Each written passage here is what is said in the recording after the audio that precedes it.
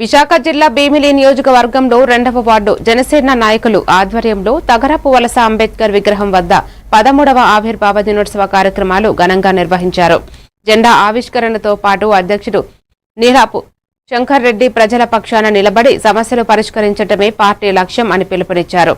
ఈ కార్యక్రమంలో general secretary Vandarani Venkataramana, PSCS director Nammi Satyarao, Janasena నాయకులు పాల్గొన్నారు.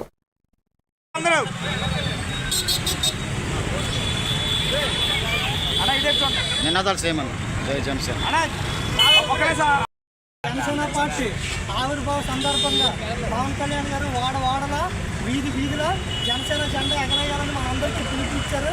కాబట్టి ఇవాళ 1వ వార్డు 2వ వార్డు కలిసి ఉన్నందున 1వ వార్డు వాళ్ళ అనుమతితో, అలాగే 2వ వార్డు వాళ్ళ నాయకులందరూ కూడా కలిసి వచ్చి 1వ వార్డు నాయకులు కూడా కొంతమంది కలిసి రావాల్సి ఉంది.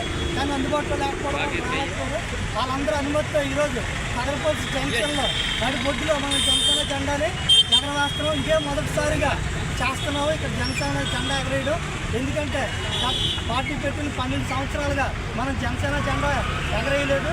కాకపోతే ఇప్పుడు 1, 2 వార్డులు అలాగే కూటమి ప్రభుత్వం రావడంతో మనందరికీ సంతోషకరమైన వాతావరణం అందరికీ నచ్చుతుంది. కాబట్టి ఈరోజు జనసేన ఆవిర్భావ సభని గ్రాండ్గా జరుపుకుంటాం. మీ అందరికీ ప్రత్యేక ధన్యవాదాలు తెలియజేస్తున్నందుకు.